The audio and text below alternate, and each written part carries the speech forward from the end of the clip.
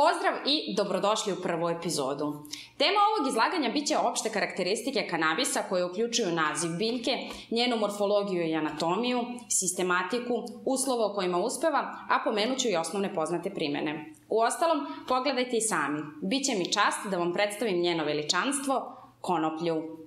Konoplja je srpski naziv za ono što vam je poznato kao marihuana, kanabis, trava, gandža, salata, vutra, vuja, mara, vu, joint, buksna, bang, hašiš, shit, kif, skunk, pot, hemp, gras, vid, dop, herb, Mary Jane, bud. I zapravo postoji preko 200 poznatih termina koji se aktivno koriste kao sinonimi za cijelu biljku, pojedine njene delove ili proizvoda od nje. Kanabis je jednogodišnja zeljasta biljka iz roda skriveno semenica. Sačinjavaju je koren, stablo sa granama, listovi, seme i plod, a svaki od ovih delova ima dragocene osobine koje se na različite načine mogu koristiti u najrazličitijim sferama života. Njene primene poznate su još od samog nastanka civilizacije, posebno u medicini, kao lek, u kozmetičke i prehrambene svrhe, u religijama, pri izvedbama rituala, za spravljanje tekstila, kanapa, papira i mnogo čega drugog.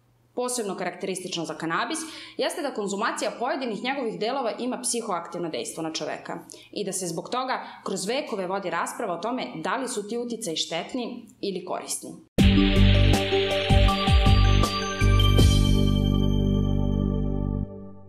Pri klasifikaciji u botanici postoje dva suprotna pristupa. Jedan monotipski koji tvrdi da je u pitanju jedna vrsta sa brojnim varijacijama i drugi politipski koji tvrdi da je u pitanju više različitih vrsta sa različitim svojstvima. Ove nedoumice izazivaju razne društvene implikacije, posebno u zakonskoj praksi kada je nemoguće razlikovati podvrste, a ova izuzetna varijabilnost rezultat je njenog višemilenijumskog prisustva na planeti Zemlji, što u samoniklom, što u gajenom obliku. U monotipskom pristupu rodu kanabis pripada vrsta Cannabis sativa L, koji pripadaju dve podvrste, odnosno 4 ukupno prihvaćena taksona. Cannabis sativa sativa i Cannabis sativa indica su podvrste, a sativa sativa i sativa spontanea varijiteti. U principu, ove podvrste se uspešno ukrštaju među sobom, što znači da pripadaju istoj vrsti. Politipski pristup je sa druge strane uslovljen ekonomskim značajem ovih varijiteta i u tom smislu je primenjiv. U narodu baš takva podela i postoji, na konoplju koja ima psihoaktivna dejstva i industrijsku konoplju. I zaista, za to postoji i razlog koji leži u drastično različitim količinama jedne supstance, čije je otkrivanje, izolovanje i postavljanje na listu zabranjenih supstanci za sobom povuklo i proterivanje konoplje iz ekosistema planete Zemlje. THC.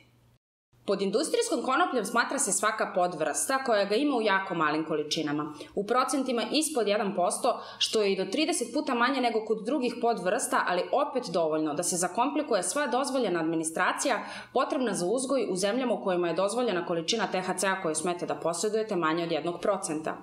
Iako manje interesantna zbog toga, ona nalazi ogromnu primjenu u industriji za proizvodnju prehrambenih namirnica, biogoriva, građevinskog materijala i čega ne, to je tema o kojoj ću posebno govoriti.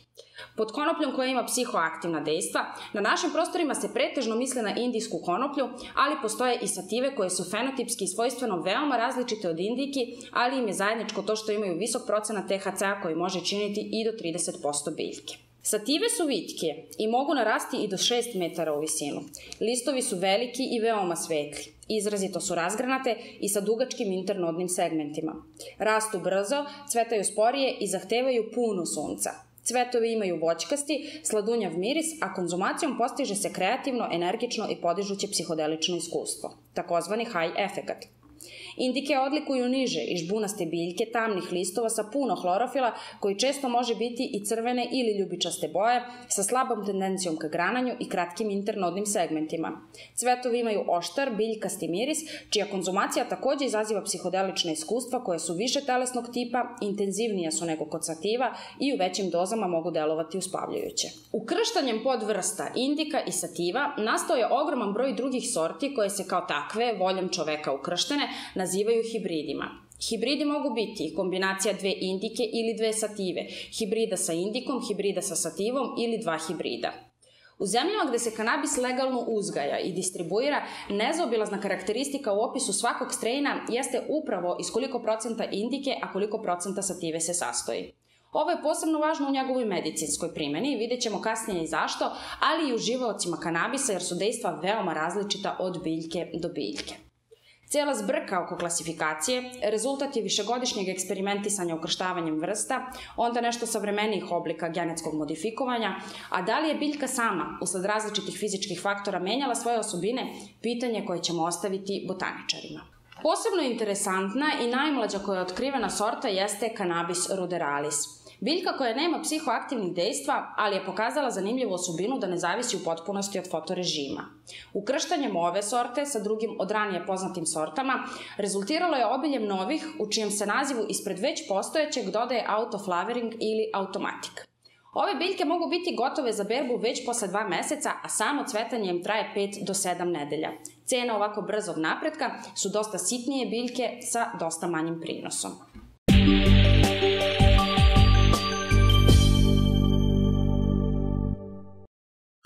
Među uzgajivačima često možete čuti da postoje indoor i outdoor biljke, čija se razlika danas slutiti u nazivu. Indoor biljke su gajene pod veštačkim, a outdoor pod prirodnim svetlom. Kanabis je dvodoma biljka. To znači da postoje muške i ženske biljke koje se razmnožavaju procesom oprašivanja. Pored razlika koje se fizički mogu uočiti, postoje i velike razlike u njihovom hemijskom sastavu, među kojima se posebno naglašava razlika u nivoima THC-a. Dok ga muške biljke nemaju ili ga posjeduju veoma malo, ženske biljke su bogate ovom supstancom i uglavnom se one i gaje. U semenkarama vam upravo iz tog razloga garantuju da je seme koje kupujete feminizirano, ali treba naglasiti da kada biljka doživi veći stres, svakako može pokazati i osobine hermafrodita. Kao i većina biljaka, kanabis se može razmnožavati i kloniranjem. Proces nije ništa više komplikovan nego uzimanje pelcera kod saksijskog cveća, ali se ne može klonirati beskonačno. Svaka naredna generacija klonova pokazat će oslabljene genetske osobine. U našim predelima spoljna sadnja može se otpočeti veoma rano, već početkom marta meseca, dok je neke sorte moguće posaditi i krajem aprila, početkom maja. Seme klija kroz 2 do 3 dana, nakon čega otpočinje faza vegetacije koja traje sve dok ne dođe do promene fotorežima. U spoljnim uslovima ova promjena se odvija krajem jula i u avgustu mesecu kada dan krene da se skraćuje, dok u veštačkim uslovima uzgajivač sam određuje koliko će dugo biljka vegetirati.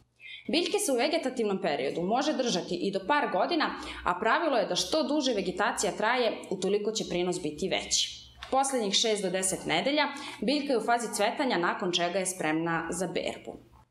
Zbog veoma nesrazmernog odnosa, veličine korena i nadzemnog dela biljke, kanabis zahteva rastresito zemljište. Druga bitna stavka je velika količina vlage.